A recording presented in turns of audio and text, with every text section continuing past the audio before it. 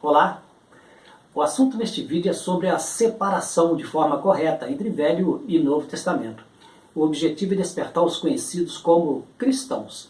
Mas antes, quero deixar claro que a minha intenção não é desanimá-los na caminhada. Pelo contrário, estou colocando em prática o que está escrito em Hebreus, no capítulo 3, versículo 13, que diz: Antes exortai-vos uns aos outros todos os dias, durante o tempo que se chama hoje, para que nenhum de vós se endureça pelo engano do pecado. E também na primeira carta de Paulo aos Tessalonicenses, no capítulo 5, versículo 11, que diz: Por isso exortai-vos uns aos outros e edificai-vos uns aos outros, como também o fazeis. Eu utilizei para este vídeo a Bíblia Almeida, corrigida fiel. Estou repassando com fidelidade os textos dessa versão. Recomendo-os que leiam o que o apóstolo Paulo escreveu na segunda carta aos Coríntios, no capítulo 3, versículos 13, 15, 16 e 17. Porque no versículo 14 está escrito assim: Mas os seus sentidos foram endurecidos, porque até hoje o mesmo véu está por levantar na lição do Velho Testamento, o qual foi por Cristo abolido.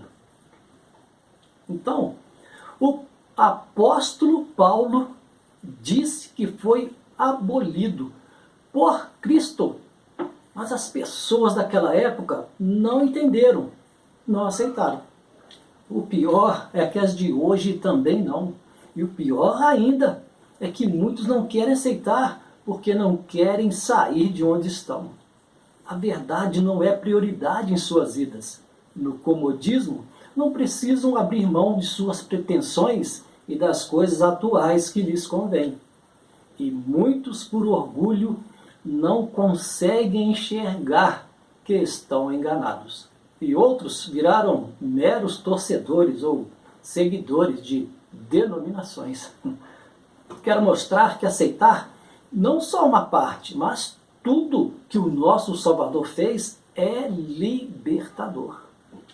Amigo, é o que fala também o que precisamos ouvir, e não só o que queremos ouvir. Portanto, o meu nome é Marielton e eu quero me dirigir a você, católico ou evangélico, para te alertar que a sua inocência por falta de entendimento bíblico sobre o assunto tratado neste vídeo, esse sistema religioso pseudo-cristão, além de te prender numa bolha, faz de você uma das peças de uma pirâmide, que no topo estão os aproveitadores e alguns até mercadores da sua fé e boa vontade. Se separassem de forma honesta o Velho do Novo Testamento, a denominação que você frequenta, seja ela qual for, não existiria. Essa conjuntura é o motivo do sofisma da igreja institucionalizada, num sistema que sustenta da poder, cargo, fama, privilégio, regalia, status, autoridade, lugares de destaques e às vezes até muito dinheiro a líderes religiosos. No modelo que governa, controla, manipula, aliena, engana e aprisiona pessoas, deixando-as na ignorância, alheias ao verdadeiro motivo da morte do nosso Salvador, que conhecemos pelo nome de Jesus Cristo. Não entrarei no mérito da questão do nome do Messias neste vídeo. Esse assunto é para outra oportunidade. Voltando ao nosso assunto, essa estrutura em forma de pirâmide que você faz parte do sustentáculo é exatamente o que o nosso único mediador não quer para a sua vida. Pois há pessoas acima de você funcionando como se fossem intermediárias entre você e Deus. Não despreze o que Jesus fez por você. O véu foi rasgado. Evangelho de Lucas, capítulo 23, versículo 45. Você é sacerdote. Primeira carta de Pedro, capítulo 2, versículo 9. O templo é você. Primeira carta de Paulo aos Coríntios, capítulo 3, versículo 16. Em 1 Coríntios, capítulo 7, versículo 23, o apóstolo Paulo disse: Fostes comprados por bom preço, não vos façais servos de homens. Paulo foi enfático e insistente quando o assunto era divisão e diferença entre Velho e Novo Testamento, por ser o divisor de águas das nossas vidas. Nesse caso, a minha opinião não vale, nem a sua, pois mais veemente que foi o apóstolo é impossível. Se insistirmos em permanecermos no erro porque é mais cômodo ou conveniente, estaremos na desobediência. Lembre-se que Adão, pela desobediência, nos fez pecadores, e pela obediência de Jesus fomos justificados. Você pode confirmar isso na carta de Paulo aos Romanos, no capítulo 5, versículo 19. Precisamos obedecer aos mandamentos de Jesus. Veja o que ele disse no Evangelho de João, no capítulo 15, versículos 10 e 11. No versículo 10, ele diz assim: se guardardes os meus mandamentos, permanecereis no meu amor. Do mesmo modo que eu tenho guardado os mandamentos de meu Pai e permaneço no seu amor. Observe que há uma condição aí, é se. Se guardarmos os mandamentos de Jesus, permaneceremos no seu amor, amor de Jesus. Se guardarmos. No versículo 11, ele fecha a questão, dizendo: tenho-vos dito isso para que meu gozo permaneça em vós e o vosso gozo seja completo. Só até aqui já dá para perceber a importância de obedecer e o prejuízo de não obedecer. Se você examinar os versículos ditos até aqui, com calma, com vontade de acertar, ler ruminando, conforme Paulo nos ensinou, querendo realmente aprender, verá que a denominação que você pertence não vale a pena, por mais que você goste dela, por mais que você pense que ela ainda é melhor que as outras. Deus já não se agradava daquelas formas de oblações pelos pecados, então enviou seu único filho para encerrar aquelas práticas. E ele encerrou-as na cruz, fazendo uma nova aliança para alcançar toda a humanidade. Mas os lugares religiosos, inclusive a denominação que você é membro, praticam coisas abolidas por ele, à custa de muito sofrimento e dor por amor de nós. Quando a igreja constrói templos, recebe dízimos e volta aos rudimentos da lei, ela deixa de ser igreja, pois está reconstruindo o sacerdócio levítico, desprezando o sacrifício de sangue de Cristo. Entenda, o Velho Testamento não foi encerrado no livro de Malaquias, nem o Novo Testamento começou com a genealogia de Jesus no Evangelho de Mateus, conforme tem ensinado. A transição aconteceu na cruz, na morte do testador, Jesus Cristo. Aí está o engano, a trapaça, mudam o lugar da transição para colocarem no Novo Testamento pedaços do Velho. Remendos que Jesus não quis fazer e não fez, mas a sua denominação faz. Por isso ele existe. Os livros escritos antes do Messias não são Velho Testamento, são livros de histórias e profecias, portanto, não foram abolidos. O nosso Salvador não desprezou os profetas, nem anulou as profecias. Ele aboliu, sim, as leis e ordenanças do Velho Testamento, para nos salvar, fazendo um Novo Testamento. Muitos que saíram de denominações deixaram de ler esses livros achando que foram abolidos. Isso está tão errado quanto ao que estão negligenciando a fé, negligenciando os evangelhos e a carta da nova aliança. Para essa turma, eu tenho um recado. Tome tenência. Voltando aos denominacionais, direi agora alguns versículos que o líder da sua denominação não quer que você entenda, pois teme perder suas colaborações dentro e fora dos templos, seus dízimos, suas ofertas em dinheiro e outras ofertas. O autor foi na ferida, no X da questão, coisa que nenhuma denominação faz, porque sabem que se você entender e tiver personalidade para optar pela verdade, escolherá a melhor parte, Jesus Cristo, e sairá de lá. Eis os versículos. Carta aos Hebreus, capítulo 9, versículo 16. Porque onde há testamento, é necessário que intervenha a morte do testador. Hebreus, capítulo 9, versículo 17. Porque um testamento tem força onde houver morte, ou terá ele algum valor enquanto o testador vive?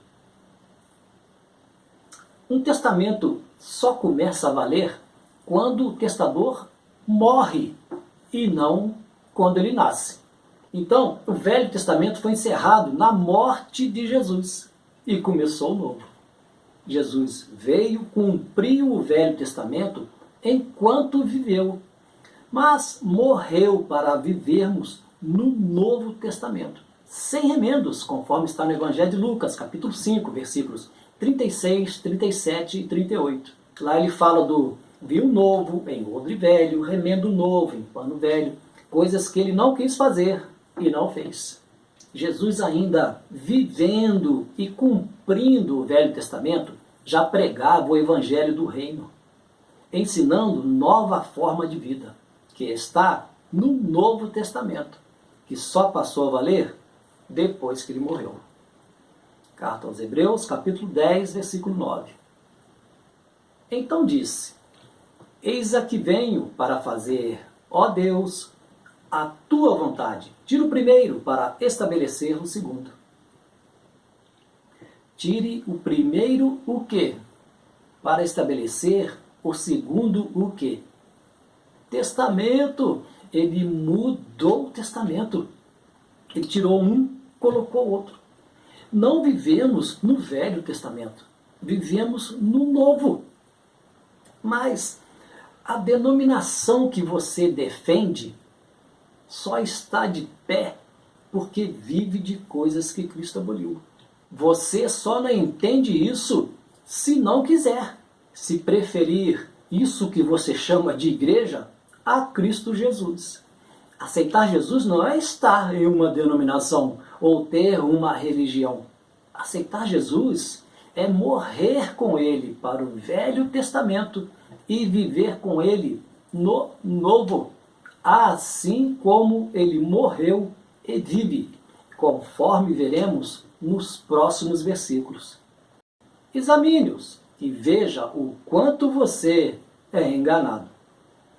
Gálatas, capítulo 2, versículo 21. Não aniquilo a graça de Deus, porque se a justiça provém da lei, segue-se que Cristo morreu debalde.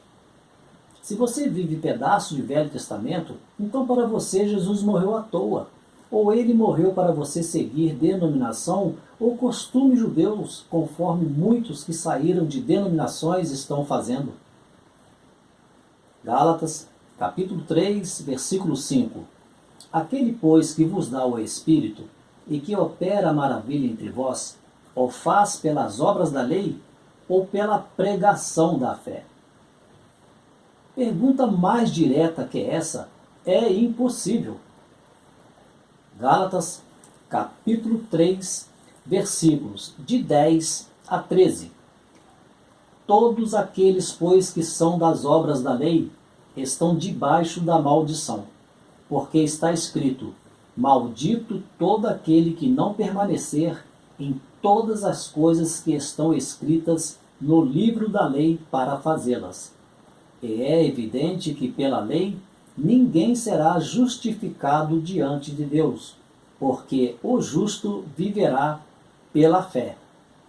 Ora, a lei não é da fé, mas o homem que fizer estas coisas, por elas viverá. Cristo nos resgatou da maldição da lei, fazendo-se maldição por nós, porque está escrito: maldito todo aquele que for pendurado no madeiro. Paulo está dizendo que se você falhar em um elemento da lei, será julgado pela lei de Moisés. Quem frequenta a denominação é porque não aceita tudo o que o nosso Salvador fez, não concorda plenamente com ele.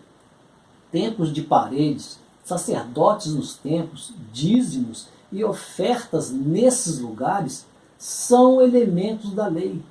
Se você cumprir um item da lei, será julgado pela lei, porque está debaixo de maldição. O sistema religioso impõe pedaços de leis e você aceita. Isso te impede de ser participante da verdadeira Igreja de Cristo, que começou nos Atos dos Apóstolos, que não tem vínculo nenhum com nenhuma denominação. Cumpra os 2 mandamentos de Jesus que estão no Evangelho de Marcos, no capítulo 12, versículos de 28 a 33, e verá que as leis da antiga aliança não são para você. Deus fez uma promessa a Abraão e o Messias cumpriu, te incluindo, mas você mesmo está se excluindo quando não aceita tudo o que ele fez. Só aceita uma parte. Leia pelo menos o capítulo 2 da carta aos Efésios e entenda-o de uma vez por todas. Nos próximos versículos, você verá que a sua denominação não é a Igreja de Cristo, e sim uma empresa religiosa e que não corresponde aos Atos dos Apóstolos. No Evangelho de Mateus, capítulo 18, versículo 20, Jesus disse: porque onde estiverem 2 ou 3 reunidos em meu nome, aí estou eu no meio deles. Jesus não mente. Então por que você frequenta o lugar que refaz o que ele desfez? Leia 1 Timóteo, capítulo 2, versículo 5. Você é livre para congregar em outros lugares, como casas, por exemplo, sem vínculo com denominação. O costume de frequentar templos feitos por mãos de homens era coisa só de católicos. Quem mandou construir o primeiro templo no Novo Testamento foi o imperador Constantino, fazendo o casamento da religião com a política. Os evangélicos praticam costumes católicos porque as denominações evangélicas são filhas, netas e bisnetas da católica, a qual quase todos os evangélicos conhecem como prostituta. Vou abrir um parênteses para melhorar o seu entendimento e que você possa ver em que está firmado. Abre parênteses. A prostituta mãe é a Babilônia. O catolicismo nasceu juntando as crenças profanas com os crentes desatentos da época, dando continuidade a um sistema político-religioso babilônico. Com a reforma protestante, nasceram denominações evangélicas, que também deram continuidade ao sistema, trazendo coisas que Cristo aboliu, como organograma piramidal, construções de templos, ofertas nos templos, sacerdotes nos templos, abriram filiais e muitas outras coisas, além da abominação de se tornarem donos daquilo que chamam de igreja.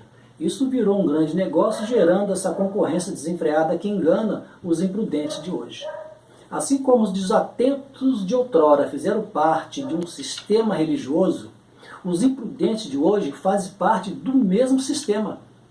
Porém, com mais opções, porque além da católica, agora tem também as mais diversas denominações evangélicas, de tudo quanto é jeito, para tudo quanto é gosto.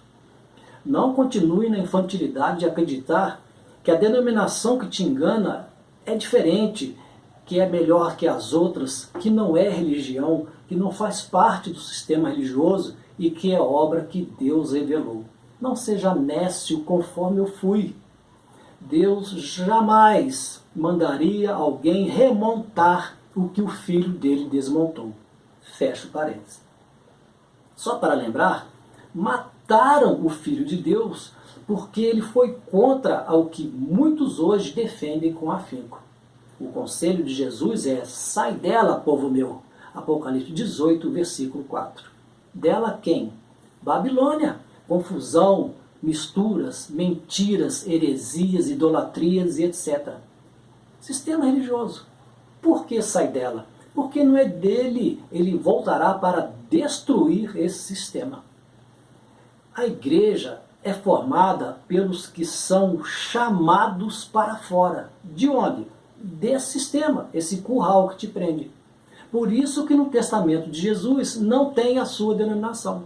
Porque no Novo Testamento não tem templos feitos por mãos de homens. Não tem dízimo. Esse imposto cobrado pelas denominações teve início no Concílio de Manco, em 585 d.C., difundido por Carlos Magno nas regiões conquistadas no século IX. Não tem ofertas no templo. A oferta é dada ao necessitado, conforme Tiago, capítulo 1, versículo 27, e segunda carta de Paulo aos Coríntios, capítulo 9, versículos 7 e 9. Não tem altar, incenso, entretenimentos, atrações para distrair e agradar a clientela. Não há lugares de destaque para pessoas com títulos dados pelo sistema, que um nomeia o outro, dizendo que Deus o fez. A Igreja de Cristo não tem outros donos, é de Cristo. Não tem outros nomes, não é registrado em cartório, não tem CNPJ, não tem outros estatutos, não tem papa, presidentes, vice-presidentes, diretores, departamentos ou equipes de patrimônios jurídicos, marketing, obras, serviços, limpezas, pessoas uniformizadas nos templos ou enclausuradas, impedidas de formarem famílias para não exonerarem os cofres da empresa. E grupo disso e grupo daquilo, pasmem, grupo de senhoras responsáveis por flores e plantas compradas com o dinheiro delas, debaixo de uma covardia dita que Deus revelou para elas enfeitar os púlpitos, tipificando o Espírito Santo, e os templos de paredes chamados erroneamente de casa do Senhor ou casa do Deus. Essa miscelânea das denominações chama-se apostasia, e muitos pagam 10% dos seus salários para frequentar esses ambientes e ainda prestam serviços gratuitos a essas empresas. E os cães gulosos que nunca se fartam se aproveitam da fé e boa vontade dos inocentes, que pensam que estão fazendo para Deus e, quanto isso, não fazem a verdadeira obra do verdadeiro Deus. Até aqui você consegue entender que o templo que você frequenta e chama de igreja é uma filial de uma empresa lucrativa e que tem muitas concorrentes porque é um grande negócio, e que se obedecerem, respeitarem, aceitarem tudo que o Messias fez, e não só uma parte, todas fecham. E há jargões para prender em laço passarinheiro pessoas que não pensam. Eis alguns jargões evangélicos. Ah, irmão, você precisa estar em alguma denominação. Que denominação? Outra. Ah, eu dou o dízimo. O que o pastor faz com o dinheiro, o problema é dele com Deus. Isso é tudo que ele quer ouvir de você. Cá para nós. Dízimo. No Novo Testamento. Ah, outro. O dinheiro é meu, eu faço o que eu quiser. Sim, por isso que esse sistema ainda está de pé. A culpa é sua também, você contribui. Outro. Ah, irmão, se eu sair de lá, para onde eu vou? As outras estão pior do que a minha. Se você aceitar tudo que o nosso Salvador fez, não só uma parte, saberá. Jargões católicos. Sou católico, graças a Deus. Você está dando graças a Deus por não saber o que Jesus fez, porque fez e profetizou contra o catolicismo romano? Outro. Meu pai e minha mãe são católicos, então também sou católico. Leia Mateus capítulo 10, versículos de 34 a 38, e veja o que Jesus disse a esse respeito. Sem ir na conversa de padre, porque ele vai te dar versículos fora do contexto, como Marcos capítulo 7, versículo 14, Marcos capítulo 10, versículo 7, e outros para te enganar, até mesmo porque ele também é enganado. Outro. Nasci católico, vou morrer católico. Em pleno século XXI, você ainda é católico e vai morrer católico porque não quer deixar de ser enganado? Essa eu não vou nem comentar para você não dizer que isso é ruim. Sem contar com as heresias e crendices nesses dois meios, católicos e evangélicos. E o disparate, a cachimônia de cada um dizer que a sua denominação é que é a certa. Até quando você pretende fazer parte disso? É difícil deixar esse sistema? Sim, é muito difícil, pode ter certeza. Tem que ter personalidade, força de vontade, querer muito. Veja o que Jesus disse no Evangelho de Lucas, capítulo 5, versículo 39. E ninguém tendo bebido o velho, quer logo o novo, porque diz melhor o velho. É o que está acontecendo com você. Peça a Deus para te libertar. O Espírito de Deus agindo em você moverá esse sistema perverso da sua vida. Afinal, se você é católico, como dizer a seus pais que você não quer mais ser católico? Se você é de denominação evangélica, como não ter mais esse entretenimento? Se você sair com seu cônjuge, como deixar seus filhos lá, lugar que você os colocou? Se você é do grupo de louvores, do coral e gosta tanto, como deixar uma coisa que tanto gosta? Se você é o chefe da região, o que explicar aos seus comandados? Se você é conhecido como pregador da palavra, como não ter mais o seu ego massageado? Se a sua função virou profissão, como largar esse emprego? Percebeu que o sistema te prendeu? Gálatas capítulo 5, versículo 1. Estais, pois, firmes na liberdade com que Cristo nos libertou. Não torneis a colocar-vos debaixo do jugo da servidão. Carta aos Coríntios capítulo 3, versículo 17. Ora, o Senhor é o Espírito, e aonde está o Espírito do Senhor, aí há liberdade. Denominação é prisão, igrejaula, é empresa, tem dono, tem líderes, tem gestores, tem supervisores, superiores, te dando ordens. Mesmo que você negue que tenha, você segue o que eles determinam. Ou é através de livros, ou revistinhas, folhetos, ou circulares, ou por pessoas que são os paus mandados, ou pela televisão, ou pelas rádios, e até por telões, com transmissões por satélites, mais conhecido como chatélite, na seita que eu servia, fazendo papel de tolo. E muitos chamam de desigrejados os irmãos que conseguiram se livrar de denominações. Desigrejado é quem está fora do corpo de Cristo, e não quem sai de denominação. Alguns irmãos seguem sozinhos, e isso também está errado, porque a palavra diz que não é para deixar de congregar, nem para apacentar a si mesmos. Esses irmãos precisam congregar, sem usarem títulos dados pelo sistema religioso, pela maldita denominação. Evangelho de Marcos, capítulo 16, versículo 15. E disse-lhes, ide por todo o mundo, pregar o evangelho a toda criatura.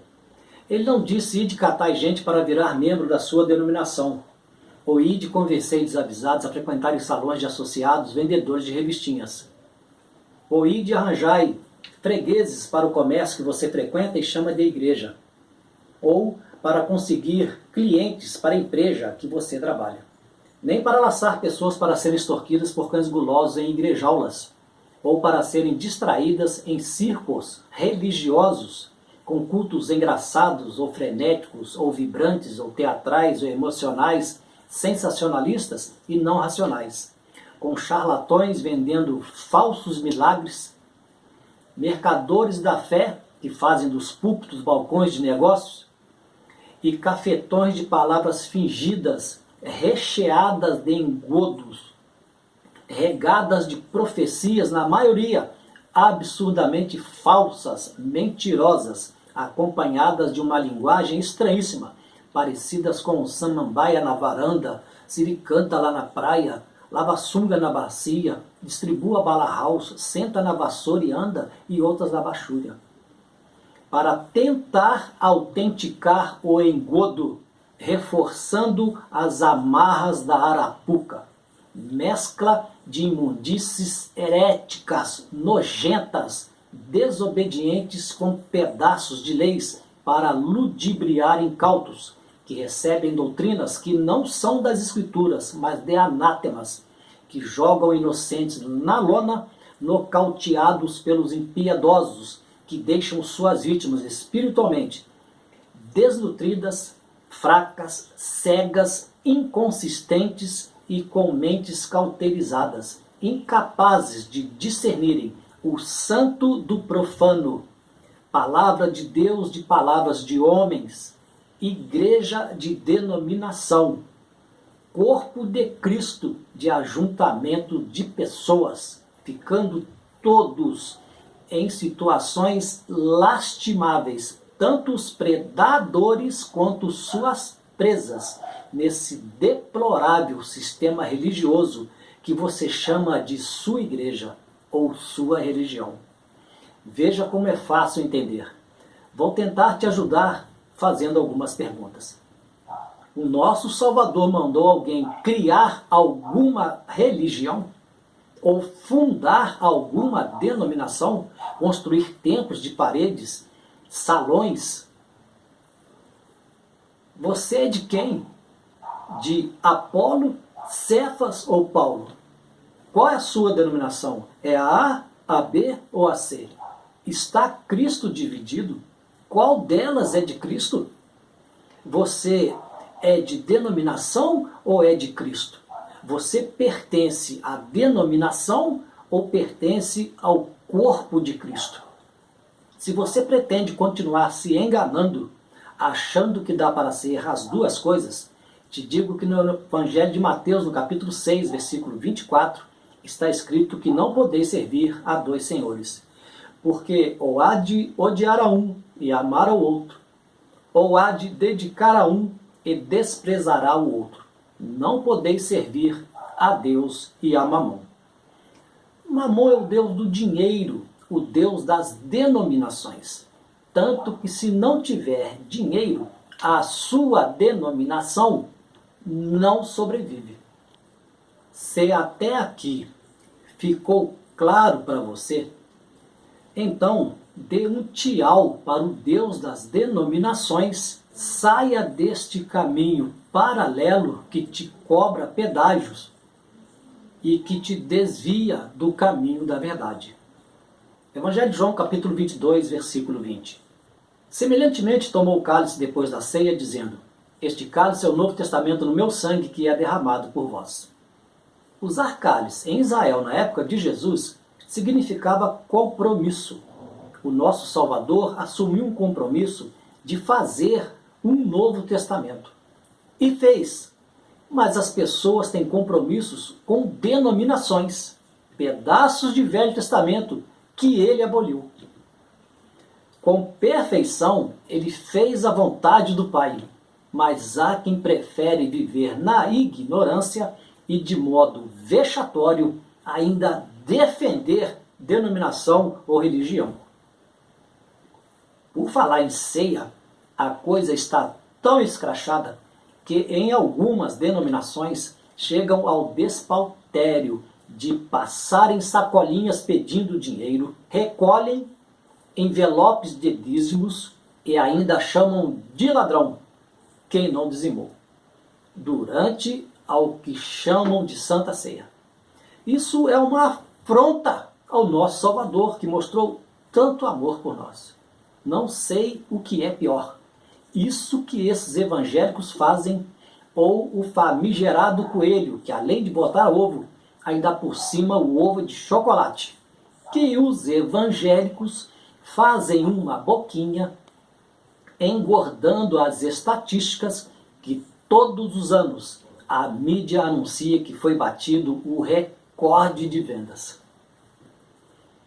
Nessa data e em outras datas pagãs, de comemorações pagãs, os evangélicos são desmascarados, mostrando que são farinha do mesmo saco. Lógico que cada um com uma desculpinha esfarrapada. Farei um vídeo exclusivamente sobre ceia, outro sobre Natal e outro sobre as demais datas de comemorações pagãs. Na segunda carta de Pedro, no capítulo 2, versículos 1, 2 e 3, ele fala dos falsos profetas e falsos doutores que, por avareza, fazem do povo negócios com palavras fingidas. Os líderes das denominações negam que esses versículos sejam para eles e querem atribuí-los aos que se livraram de suas garras. Mas quantas heresias há nesse sistema que você quer que eu te diga? 50? 100? 200? 300? Então, é deles que Pedro está falando. Evangelho de João, capítulo 4, versículo 20. Nossos pais adoraram neste monte, e vós dizeis que é em Jerusalém o lugar onde se deve adorar? No versículo 23, Jesus disse: Mas a hora vem, e agora é, em que os verdadeiros adoradores adorarão o Pai em espírito e em verdade, porque o Pai procura a tais que assim o adorem. Jesus falou que lugar de adorar é em denominações ou nos montes, conforme muitos fazem? Portanto, vede prudentemente como andais, não como nécio, mas como sábio. Foi o que Paulo disse aos Efésios, no capítulo 5, versículo 14. Por isso, desperta tu que dormes, levanta-te dentre os mortos, e Cristo te esclarecerá. Efésios capítulo 5, versículo 14. Faço do próximo versículo a minha pergunta. Fiz-me acaso vosso inimigo, dizendo a verdade? Foi o que o Paulo perguntou aos Gálatas, no capítulo 4, versículo 16. Efésios capítulo 4, versículo 25. Por isso diz: deixai a mentira, falai a verdade, cada um com o seu próximo, porque somos todos membros uns dos outros. Para encerrar, cito 2 versículos que estão na carta de Paulo aos Romanos. Capítulo 3, versículo 28. Concluímos, pois, que o homem é justificado pela fé, sem as obras da lei. Capítulo 10, versículo 4. Porque o fim da lei é Cristo para a justiça de todo aquele que crê. Para você, Paulo não entendeu o que Cristo fez e nos ensinou errado, ou o lugar que você frequenta te enganou? O que você acha? Estude a Bíblia com isenção do sistema religioso e verá que Cristo te libertou, te fez livre, mas a sua denominação te aprisiona. Concluo este vídeo com a certeza de que você não gostou do que ouviu, mas não poderá dizer que ninguém te avisou. Desejo com sinceridade que vivamos todos juntos com Ele para todo o sempre. Assim seja.